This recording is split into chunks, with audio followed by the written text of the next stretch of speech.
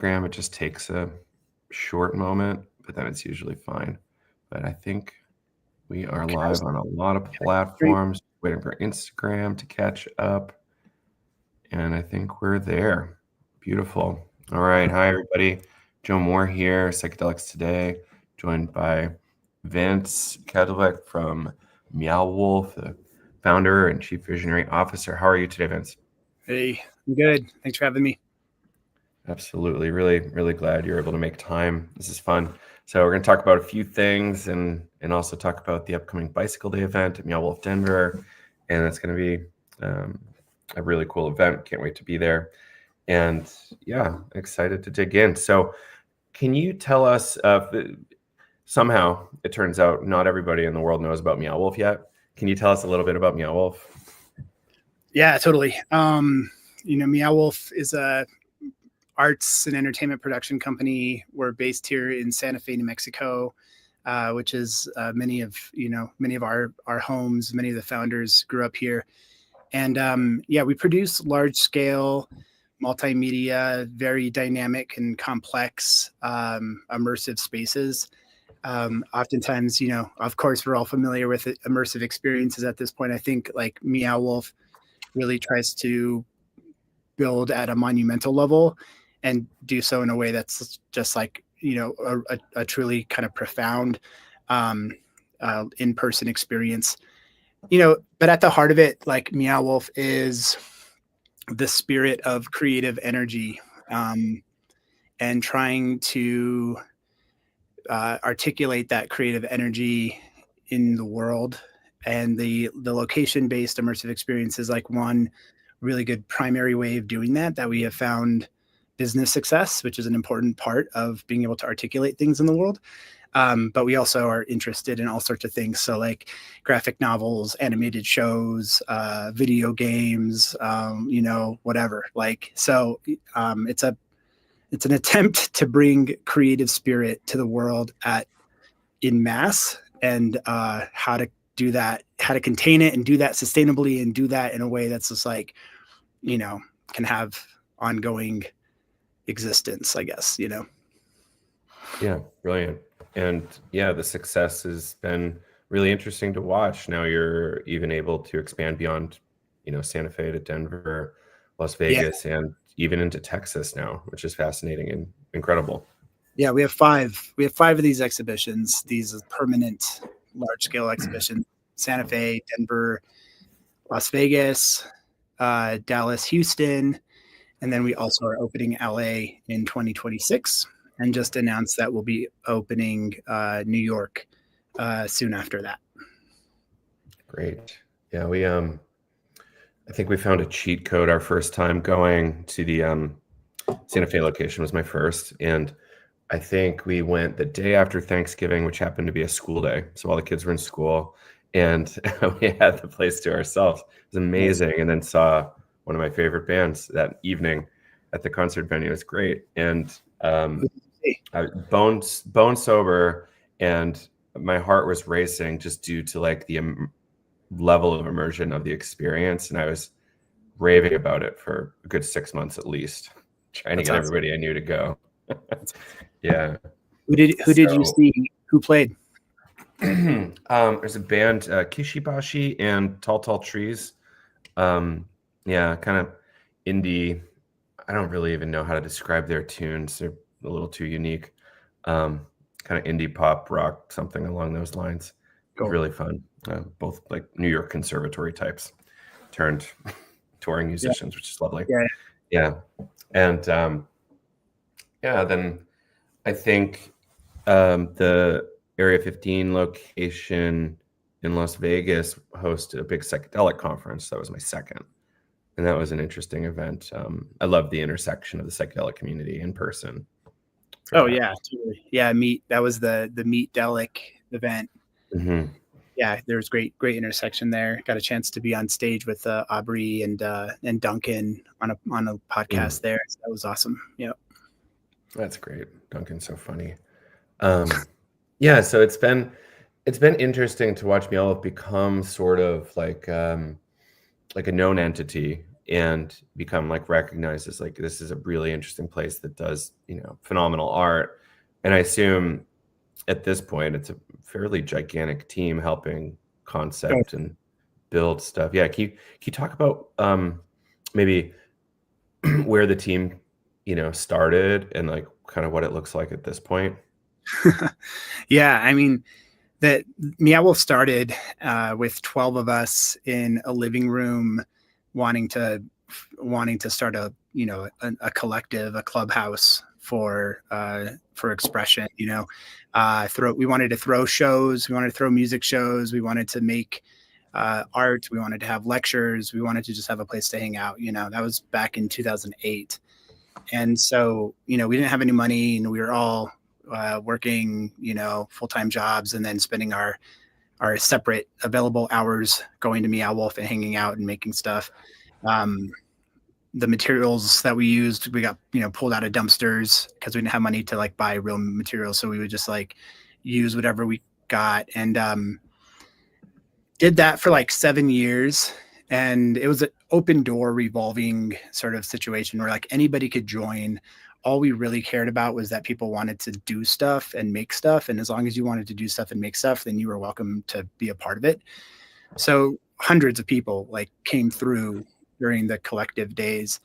And that was awesome and great. That was like a really great experience. But also by the time, 7 years later, it's like, we were so committed to it, yet it wasn't making money. And it was kind of this, like, it was a difficult hobby. It was a difficult hobby for us to try to reconcile into our lives anymore. And so, we decided, like, in order for us to continue to do Meow Wolf, we have to figure out a way to do this sustainably where we can get paid and we can like actually make it our jobs. And so in 2014, 2015, we decided to launch the business and focus on building a permanent exhibition that we could sell tickets for people to visit. And that was about 70 people. I'd say 2/3 of those 70 people still work for us today, which is awesome. Like, are still with the company. But now the company has evolved to over 1,000 people full time. 300 or 400 of those are like in the production side, and then the rest are in the operations of the exhibitions. And then in addition to those people who we have internally, like, we work with another 1,000 people plus on any given exhibition who are like outside design build firms or like local artists or custom artists that we want to work with, or like, there's all sorts of different, the milieu, the ecosystem of Meow Wolf is pretty large at this point. Yeah. That's awesome. All right. So a short tangent before I start digging deeper, just so everybody knows. Can you talk a little bit about the April 19th event that's coming up in Denver? Yeah, for sure. So Portal is putting together an event for Bicycle Day in Denver, and it's going to be renting out Meow Wolf for a full takeover. We've done these a few times. They're incredible. Like, programming music throughout the entire space, music, and also some speakers. So like, you're in the exhibition, but you're also like, you stumble upon like a dance party in one part of the exhibition. And it's just like a Bicycle Day celebration in partnership with Portal. Portal's actually completely running with it, and like Meow Wolf is the venue that they're working with. It's awesome, appropriate venue. But yeah, it's unlike anything in the world to be able to like have a party inside of the exhibition. Yeah, that's outstanding. Yeah, and I think I saw there's like a number of people they're trying to feature at Portal. I think Duncan Trussell will do something. Reggie Watts, amazing musician, comedian himself. Yeah, I think I read Leonard Picard might be coming. Yeah, homie from Santa Fe. Leonard will be there. I'll be there. Yeah. Outstanding. And do you know any of the musicians offhand or DJs? Offhand, I don't, but I could Google pretty fast. I know Reggie's there. But man, if he does some music, it'll be really, really fun. Yeah. Um, yeah, it's rare I'm excited about somebody's music and comedy. So I really love that aspect. And that's news to me, Vince, that it's not just going to be in the little you know, music venue space. I'm very excited about this now. Very like 10x at least. Yeah. Throughout the entire space. Mm, brilliant. Cool. So I want to kind of profile you a little bit, and can you tell us a little bit about your time before Meow Wolf? Like, what were you up to? What's your background? You know, fine artist or something? No, not at all. I graduated high school here in Santa Fe and didn't want to go to college. I really just wanted to hang out with people. I wanted to like have social gatherings and like throw parties, throw like little weird house parties that involved like decking out the space in whatever way that we could, and like just diving into uh, our shared psychologies, I guess you could say, which obviously often included substances, and just kind of exploring that, and that I would say sort of just like social gathering and parties and stuff translated into some experimental theater stuff, where like, okay, we're throwing a party inside of a weird space. Let's also script or improv some like moments of theater inside of these spaces. And I got really into like being, writing experimental theater pieces with my friends, and then that then led into like Meow Wolf. That then led into like, okay, well, we want to we need a space to throw parties in consistently that's not like the basement of a friend's house, and we want to actually like promote these, and we want to have this be a thing. And so Meow Wolf then kind of like came from that. And I at first with Meow Wolf thought that I was just going to be a creative contributor. But I soon realized that like everybody who was a part of Meow Wolf was way more creatively capable, I'd say, like especially visually, like that the best thing I could do for the group was kind of like put the glasses on and like dress in a certain way that like in case the cops showed up, I could be the person who they trusted to talk to or something. Or if we needed to raise money, I could be the person who talked to like potential donors. And so I sort of just kind of became like, I threw on the like bureaucrat suit and helped with that side of things for the group. And then that translated into me becoming the CEO once we became a business, which I was for 4 years. So that was sort of my evolution, was like, but always in the vein of like social sculpture and trying to gather and maintain social momentum. Is really like at the heart of everything for me. That's fantastic. Thanks for sharing. And I'm realizing we haven't really described Santa Fe at all, which is like a really unique place in America. And I forget that this is going out to a global audience often. So how do we describe Santa Fe other than like a really interesting art town? Oh gosh. Right. Santa Fe is, I mean, like in Sedona, you have the vortices, and you have these beliefs around energetic ley lines in the world. And it's like, I don't know about that. Like, I just don't know about that. But I would say that Santa Fe, for whatever reason, is a place of very high vibration, that attracts people of high vibration, facilitates conversations that are of high vibration, and then like has a culture that is just like, it's always been, it's a beautiful town, a mountain town that also has rich history and culture, dating back hundreds and hundreds and hundreds of years, with native populations, of course, Pueblo Indians, and then Spanish coming into the region. And it's just always been a place of sort of fringe, like even when it was under Spanish rule, Meow Wolf was, or sorry, not Meow Wolf, Santa Fe was so far north of the Spanish rule that it kind of like operated independently and autonomously. So it kind of just did its thing, like separate from anything else, and it still kind of feels like that. Like it's always been on the fringe and welcomes the fringe. And yeah, it's been a spot for artists. It's been a spot for thinkers. It's been such a core place in the overall history of psychedelics.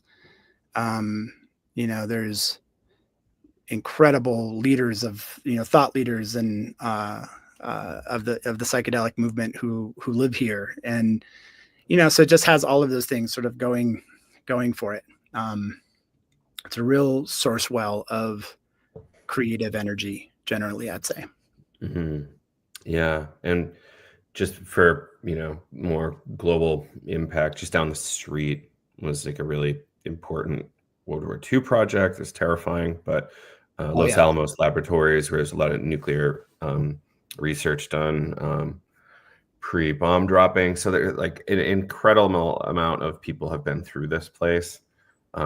Incredible amount of energy has been through this place, and it's just amazing. Also, I think the country's highest capital by elevation, higher than Denver. And the lack of oxygen also might lead to the like sort of vibrational nature to it all. I'd sometimes think that like the fact that we're at 7,000 feet helps to facilitate like just a different level of conscious awareness, or it's like people aren't interested in the like dramas of everyday life here in Santa Fe in the same way. Like the dramas of American life seem a little bit like outside of Santa Fe. Right. Yeah. And I assume you've taken a visit over to Synergia Ranch. Oh yeah, totally.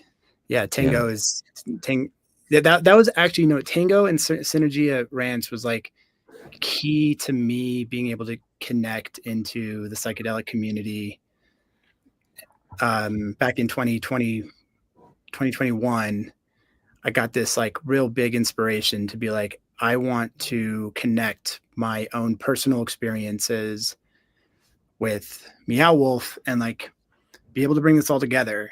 And so I went to Synergia, and Synergia is where, Tango kind of like started to introduce me to various folks. And that's how I got connected to Duncan. And that's like, that's kind of how I got into the whole mix of things. Oh, brilliant. I love that. They're such nice folks there. And yeah, they've been holding it down for quite a long time. Yeah.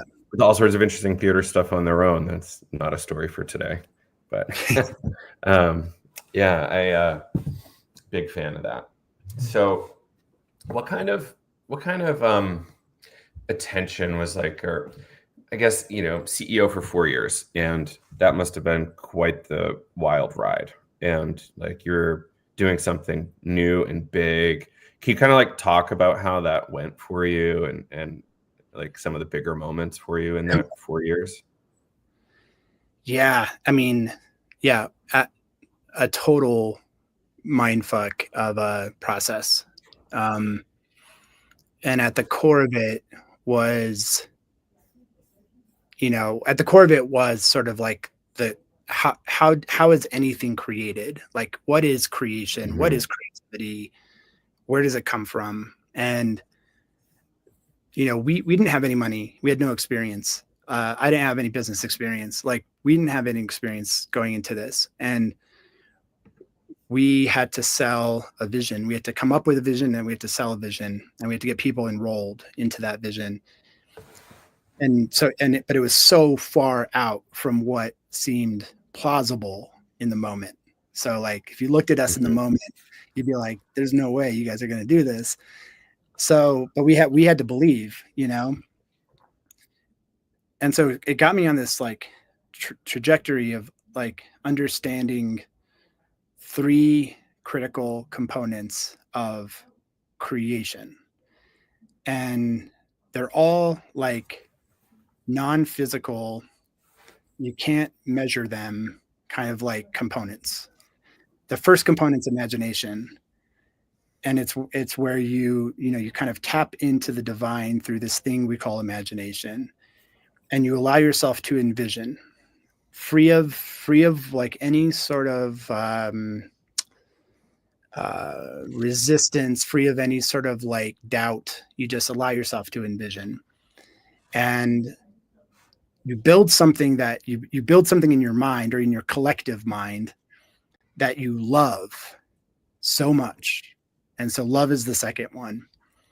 And love you can interchange with belief. Like these are actually very connected words from an etymological perspective. So you love it so much and you believe in it so much that you then step into the third piece, which is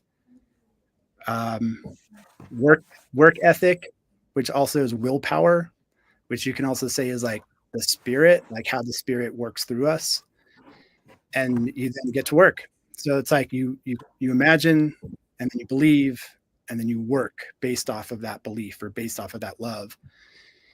And it was just like fully committed to that, like fully committed to that. And anything that told us we couldn't do it, we basically just said like, we'll deal with that later. Like we don't have the money. We'll deal with that later. Like we don't know how to build things to permit. We'll do that. We'll deal with that later. Like we don't know how to operate one of these things. We'll deal with that later. Like we believe that we'll get there, you know? And so, and then getting people to believe that. And that was just like, it's like you're constantly diving into an ethereal realm and trying to pull from that ethereal realm some like structural containers that can get other people to join you in that ethereal realm, you know? And one of the key people that we brought in was George R. R. Martin, the author of Game of Thrones, early on, where we're like, got him to believe in this thing. And of course, his belief in it and his love for it then opened the doors to other people believing it. You know, it's just like this momentum that you build. And yeah, getting George to be on the project, which happened in 2014, was the biggest domino to fall. And you know, you're dealing with this guy who's like, he himself is a big dreamer and is a big believer. And so in that sense, you can, you know, we could get him on board. But he also has this whole universe that he's in the process of trying to finish writing about. And so it was like an interesting process to like get into his mind share and be a part of his heart in that way, you know? But yeah, that was a massive domino to fall for us.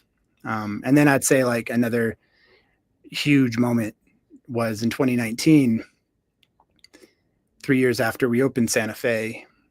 We needed to raise money to open to pay for our Denver and our Vegas exhibitions. We needed to raise like $100+ million. And you can't just go to friends and family for that. You can't just go to, you know, George R. R. Martin for that. Like you got to go to banks and private equity firms.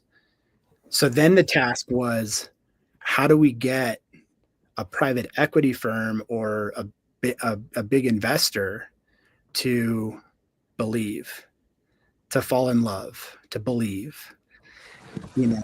And they talk a different language and they ask for different things. And like, so that process took 1.5 years of my time to go. We talked to 400 people, 400 different institutions, and 399 of them said no, said you're out of your mind, you guys are crazy. And one group out of New York called Invis saw it, believed in it, and became, you know, took the whole round and became the investor that we still have today. who still supports us. So that's harrowing. it was very harrowing, totally. And like in that process, like it came down to the wire. Like we needed the money. We only had like 3 months left before we would have had to start laying people off and canceling projects and whatnot. And I had just met Invis in Orlando and had started to see their interest. And there was a big they came and visited Santa Fe to like do the whole diligence thing and to look into the company. And after they left, it just happened to be on the night of a blood wolf, what was called a blood wolf moon. This was like 2019, and it was like a full moon, but it was like some special full moon. And so like I literally called a friend of mine who's a witch. She's actually a mentor of Meow Wolf, and she's an amazing artist herself. But she's an ordained witch. Her name's Erica Wanamaker.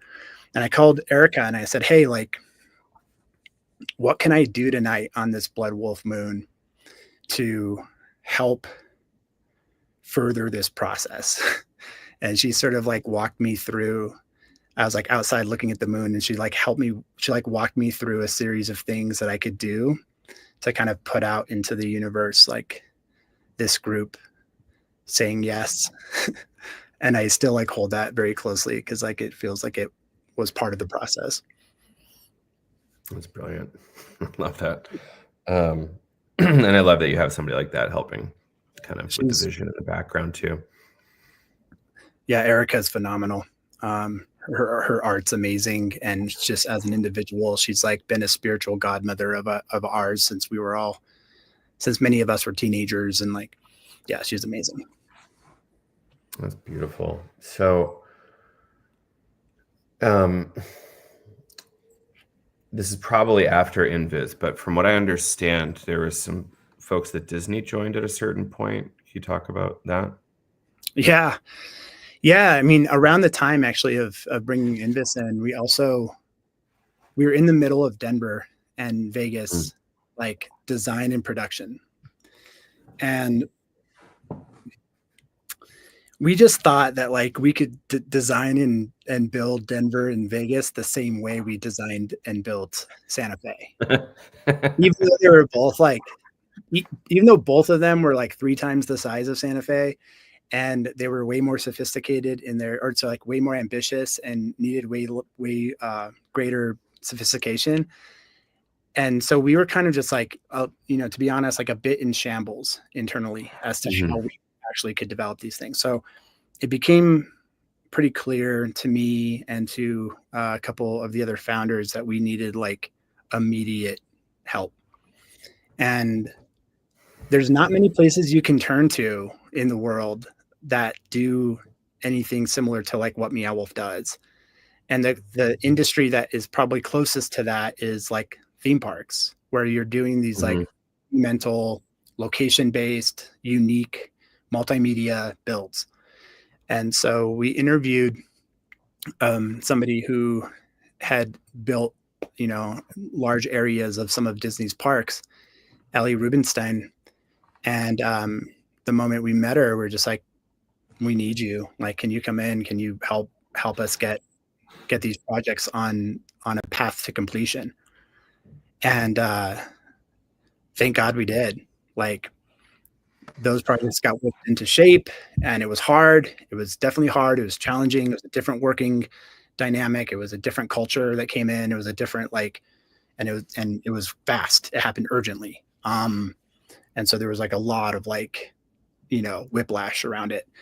But those projects opened, and I would say that over the last few years since those projects opened, we've done a really great job of like better integrating the various cultures, because like themed entertainment has its own culture as compared to like DIY, like art, like totally different culture.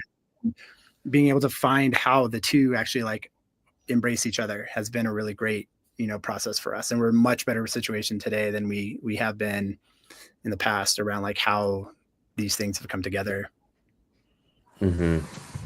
Yeah, that's interesting. And like it's clear when you compare like the Santa Fe location to Las Vegas or Denver that is wildly different. Like Yeah. there's like a certain I don't know what to say, like polish on some of the art. You know, I'll admit Santa Fe is still my favorite. Um, but like there's a lot of reasons for that, right? But like there's some sort of level of polish in Denver and Las Vegas to get to see the Texas location. But like this, it's just it's fascinating and like so pro, I guess is the way to put it, maybe. Does Yeah. that make sense? No, Yeah. totally. And we understand this too. Like there's a real value in like the amateurness, and it's not even Mhm. amateurness because it's not that. It's that's a degrading kind of like way of looking at it. It's Right. more about like problem solving and hmm I was and calling it like democratic art, like more yeah, democratic art. Yeah.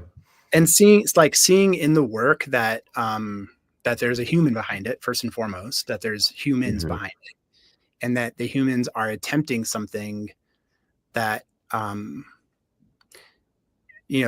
attempting something that is challenging, that like can't just be figured out and designed ahead of time, you know. Yeah. um and so, but at the same time we want to build really dynamic and like incredible pieces and like large pieces that do take like structural engineering and technological integrations and you know professional design build capabilities. And so we're always in relationship between like where's the soul of the work, where's the passion of the artist, and then where's the hmm like production of the company. And um that's something that, I mean, it's actually rooted in it's it's rooted a lot, I think, in like psychedelic characteristics as well. Like most creative companies when they've launched are closer to that spirit. Like they're closer to the creative spirit. And you can look at like MTV or Disney itself, or like, and you can feel it. It's palpable at the beginning. It's like, wow, this is just like creative energy. And um, it's a willingness to exist outside of structure. And hmm and it's similar to the like, the sort of promotion, I think, that like neurologically that like psychedelics helps with, which is like, hey, like you can live outside of the structure of your identity. It's okay. Like hmm that world, okay to explore, go for it, like see it, feel it. But then over time, all of these creative efforts end up getting over structuralized and over controlled, and that spirit gets completely like dampened. And hmm mm, that's the challenge that we are like, that's the challenge that we have, that like hardly any other creative company has been able to um achieve, which is, can we maintain the spirit. And I wouldn't say even more than creative companies, any entity like humans, like how can you as a human, you start off as a kid, that spirit is happening, right? And then over time the structures come in, the identity comes in, the control comes in, the like the fear of the unknown comes in, that like the routine and the habits come in, and like before you know it you're a shell of yourself.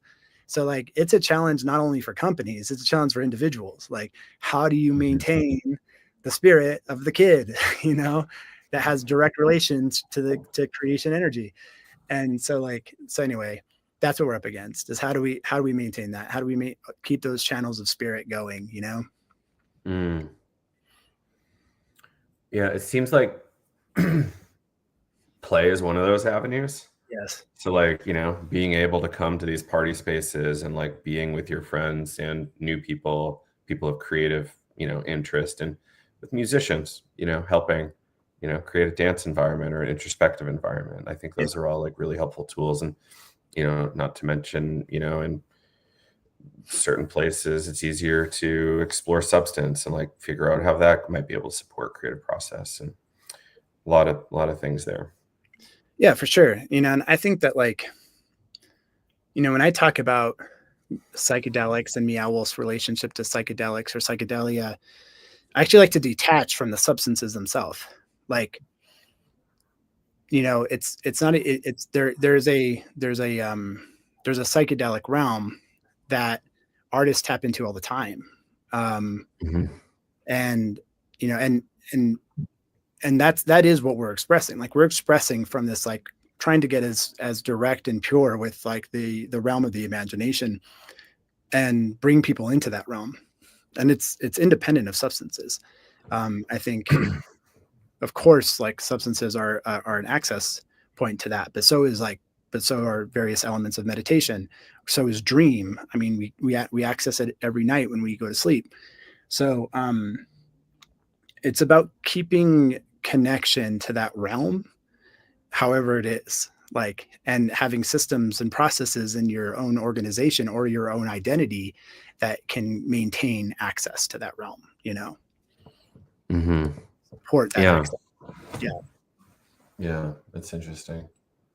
Yeah, I don't know that we've talked about this at all, but my background is like deeply in the gruff, like holotropic breathwork world. So I did probably 7-8 years of holotropic breathwork before even Okay. trying. Yeah, so I'm with you, and it's like I was having a conversation with somebody at a Chacruna conference after party last night, and I kind of got into that a little bit. It's like, what's the most interesting thing here? It's like, well, it's already in you. Yeah. It's just, where is it in you? And it's Totally. not the LSD that gives it to you. It's not necessarily the case that the mushrooms give it to you in a different way, but it could be. But yeah, it's already there, and you're already pretty magical. But how do we unfold that in some way? Yeah, a big thing for me recently has been in October this past year, I got initiated into Kriya yoga, and has been a remarkable, like, practice, where, yeah, it's always there. It's always in me. It's always accessible with just like 45 minutes and 4 square feet of space. Like, I can get there. That's brilliant. Yeah. So I found the list of all these artists. I kind of want to run through it. The folks that are going to be at the Portal event on Bicycle Day. So we already talked about Reggie Watts and Duncan Trussell. We got LP Giobbi, who is doing her Dead House thing, which I had the opportunity to see in February, and it was quite interesting. I might have been under the influence of too much LSD. I don't know for sure, but I need to give it a retry. But I'm a fan of her work generally. Like, I think I've seen her at Burning Man. I've seen a lot of her YouTube, so I'm a huge fan of LP Giobbi. You got like Danger Folly. I think it's a Denver DJ. Q, who I've seen a few times in Denver. Hunter Legit. David Satori. I think he's from Dirtwire, maybe.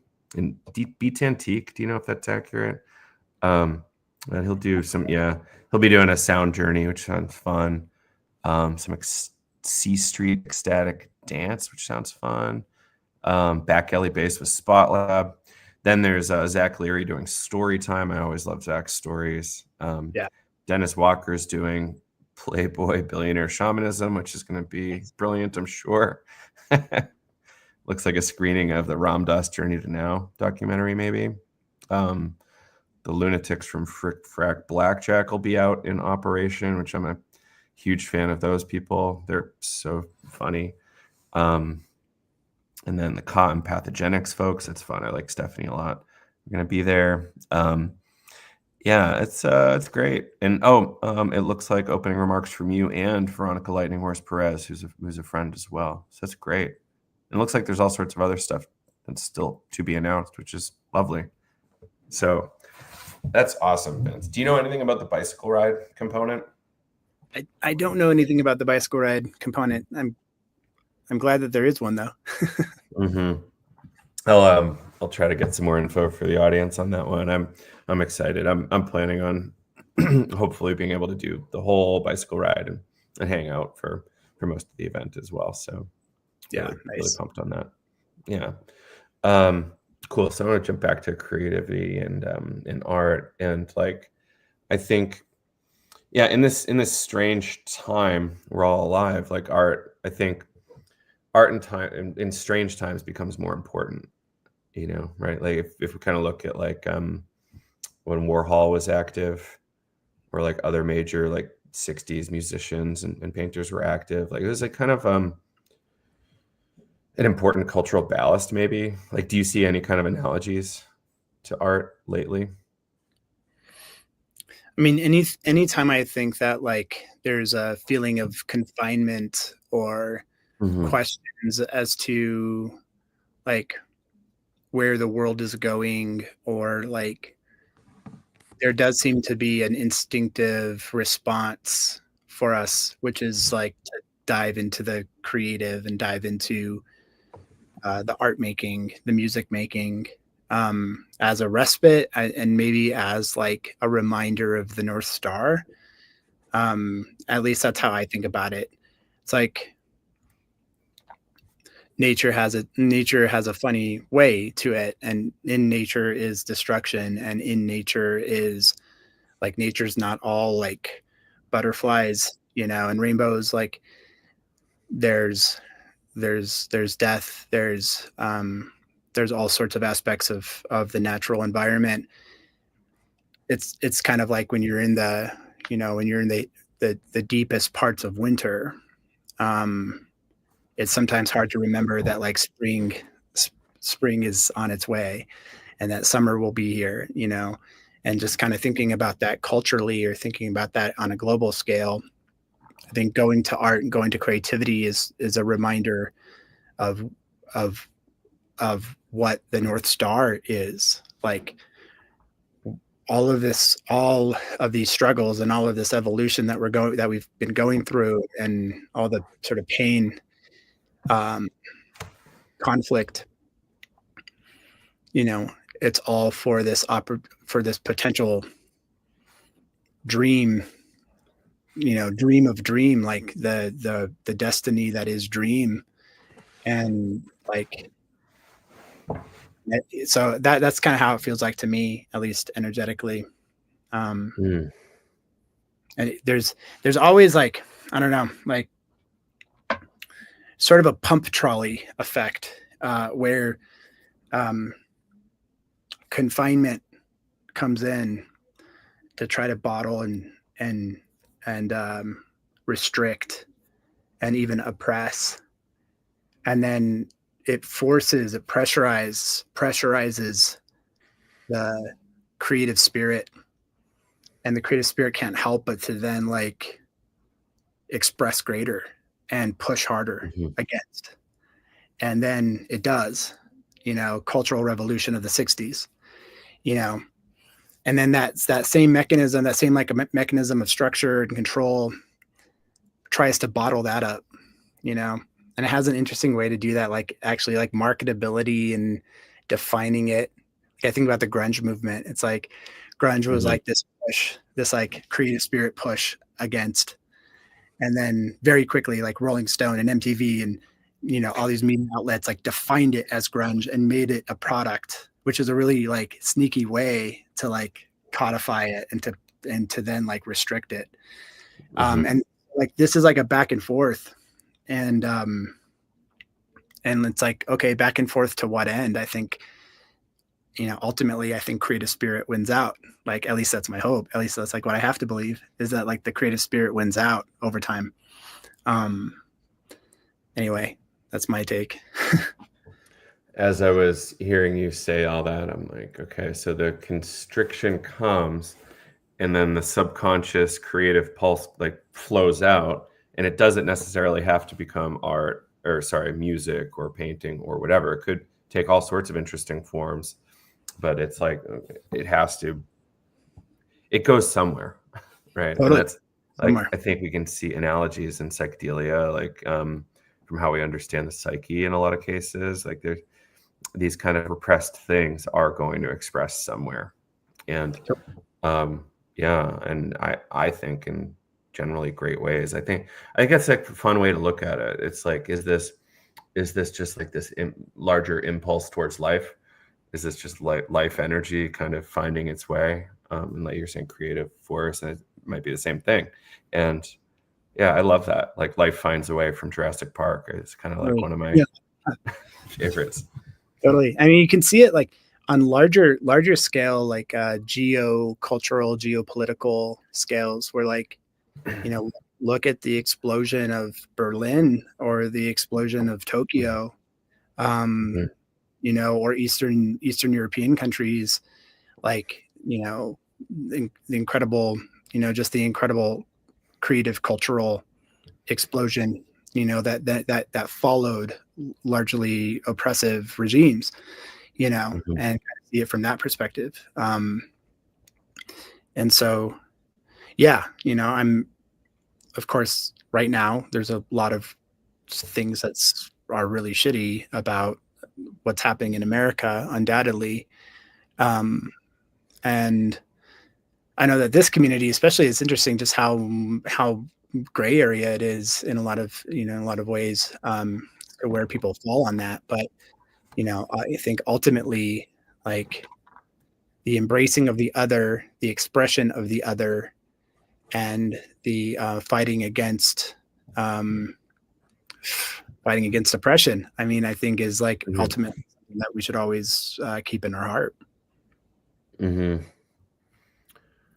Um, so going in a slightly experimental direction, has the um, has the larger Meow Wolf team looked at any kind of this is potentially unethical, but Jurassic Park style experience? Now that we're getting really close to bringing woolly mammoths back and exciting things like that.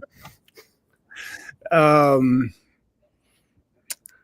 no, I mean, I would say like the closest thing, the topic that is the most questionable from an ethical perspective and falls right,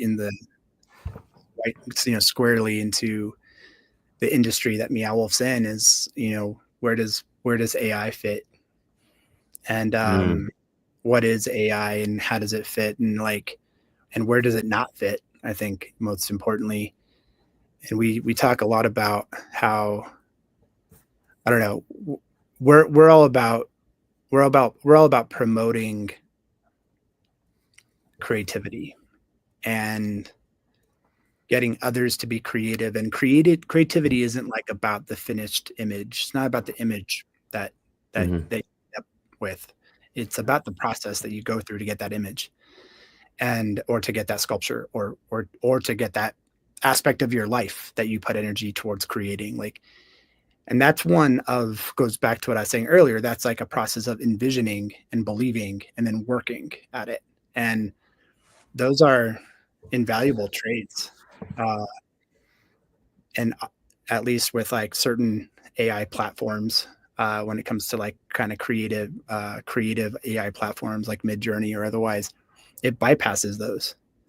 It's like, it's no creativity here. Like, there's a finished image, but there's no creativity here, And so I mhm, think like that we talk a lot about that and the significance of like the creative process versus the output. mm. Yeah, I imagine you all spent some time kind of what's the word I'm using? Like characterizing a lot of these differences, like spending time actually working it and thinking through it and Oh my God. discussing with each other.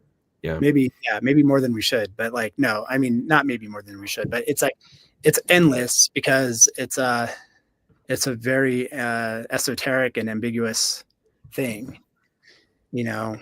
And so we do talk about our processes quite a bit. Um, Hmm. but So at some it's point, so. dude, like, you just have to make, at some point you just have to Mhm, make. Yeah. mhm. Yeah, I was thinking about this recently about like how like it's such a big topic, but you're right, it is esoteric. But it's like the most present esoteric thing in culture right now almost. It's, we can't even call it like the elephant in the room. It's like the giant Cthulhu in your closet that's like a little bit too big. And you just don't know like what it's gonna do in 1 year or never mind 10 years. Um, yeah, I'm kind of curious, like is there like from the artist perspective, like what is some of like the more hopeful aspects with like leveraging AI or creative tools like that? Um, so there's like, at Meow Wolf, there's already areas that embrace it. There's like our sound team, for instance. We create soundscapes that want to be generative. They want to feel organic. So we create the sound, but then how that sound moves around space, or how it might undulate or move through different types of sounds, like you can't sit down and script that. And so we lean on generative software, generative systems in order to create that. I think similarly with like characters and dialogue, and um, you know, it's not we don't want it to replace the human like ever. Like we don't want like the writer to be replaced. The writer is really important in developing the dialogue that then a generative system can create um, at least the semblance of autonomy for these characters. I think that's interesting to us. I mean, I'm personally, and this isn't a company thing, this is just like me personally, um, really interested in the autonomy of fictional characters. Um, Mm. the sentience of fictional characters. Um, because soon fictional characters are going to be aware of Earth and aware of their space. Like they're going to be aware of your living room, or um, and I don't know. I see fictional characters as real. Like they just have we have this like dichotomy. We have this like veil Mhm. between the nonfiction and the fiction, but that veil is like getting thinner and thinner. And for me, it's like I actually like want to honor these fictional characters as being real. At least that's how I feel about them. So it's interesting. So AI is an important, interesting component as to how fiction can be realized, I guess. I love that. But the It's like artist, but some the parents. artist, the artist is the vessel. The artist is the medium. Mhm. The writer is the medium. And when I never think, I don't think ever should AI be that vessel. Mm. Because AI doesn't tap into the imagination. Humans tap into the imagination.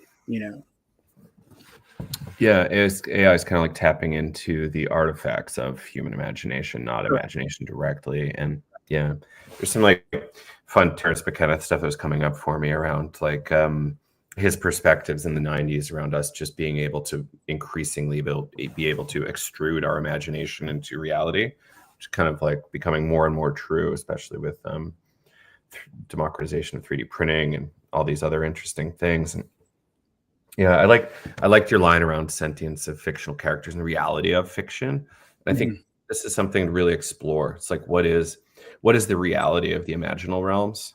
And like if we're experiencing it, there is some reality to it if it's part of experience. And like that's something to really think about. um, you know, Totally. uh, And we've been on a ferocious path, like mm, for whatever reason. And it's a path that we can't seem to stop, even if we like recognize its dangers.